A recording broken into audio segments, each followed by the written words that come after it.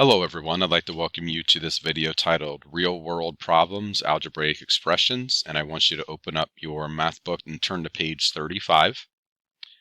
And so the goal for today's lesson is to take a look at real world problems involving algebraic expressions and being able to solve them. So I want you to write down that goal within your math journal, and you'll need to get out a pencil along with your math journal and math book, turning to page 35. Now, as we go through these problems, the book does a pretty nice job with giving you some step-by-step things to think about as you're solving real-world problems involving algebraic expressions. So first of all, you want to understand the problem. So think about what you know, what you're trying to find. Step two, you want to think of a plan. If you want to draw a model, that could be helpful for you as well. If you turn over to page 36, you can also see that you want to carry out the plan. Okay, so that would involve writing the algebraic expression, combining terms, and then also finally, at the very end, you want to check the answers. You can even work backwards to check your answers to see if everything makes sense. So those are the steps you want to think about as you're solving these algebraic equations.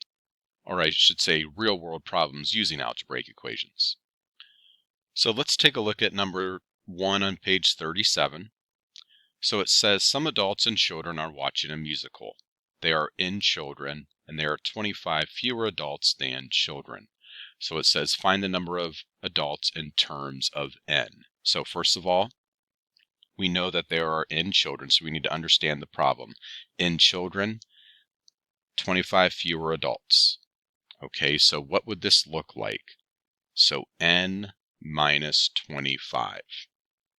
Why would it be minus 25? Because we know there's a certain amount of children, and then there's going to be 25 fewer adults than that certain amount. So n minus 25 would give us that answer.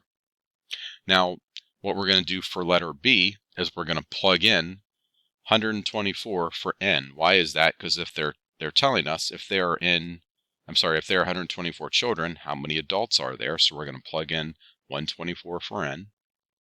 So let's write that down in your book. And then we're going to subtract 25 from it. And how many adults are there? We can see that there are 99 adults. So we need to think about a couple things that we did. Why did we take 124? Because that tells us how many children there are, fills in the variable for n.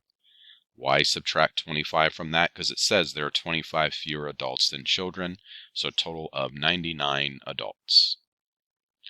So now let's take a look at number 2. It says Owen has $M and Lucas has $25 more. Okay, so we're going to take this as 2M. So we know he has dollars. We don't know how much there. So what we have for this is 2M. And you can see Lucas has 25 more. Okay, so we know they both at least have 2M. Okay, so 2M is there representing Owen and Lucas, and then on top of that, 25 more. All right, so we could see that if M equals 35, how much money do they have in all? What we're going to do is we're going to carry this out. 2 times 35 plus 25. We're going to use order of operations for this.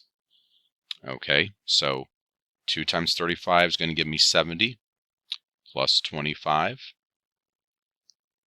will give me $95 there. Okay, so again, we're not just taking M and dropping it down. Owen has $M and Lucas has $25 more, so we need to think about both of them have M, so that's why we have 2M there.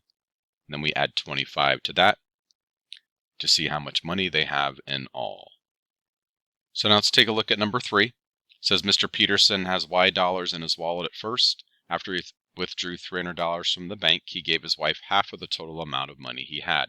Find the amount of money he had in terms of Y. And then also, if Mr. Peterson had $60 in his wallet at first, how much money did he have left? So let's answer these two questions. So we're going to set this up as Y plus 300 divided by 2. Okay, so what we're trying to figure out is how much money that he had there.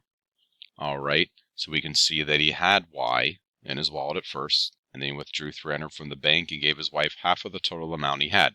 So Y plus 300 divided by 2. Y divided by 2 because it's half of the amount there. Now let's just say if Mr. Peterson had $60 in his wallet at first, how much money did he have left? So what we're doing is we're plugging in 60 for Y. So we have 60 plus 300 divided by 2. We have 60 plus 300 is 360. And then we're dividing it by 2 because remember that he gave his wife half of the total amount that he had. All right, and then we can see how much money did he have left after he gave half of the total amount. It's going to be $180 there. So this gives you an idea of how to change some of these real-world problems and solving them using algebraic expressions. If you have any questions about this concept, please come and see me.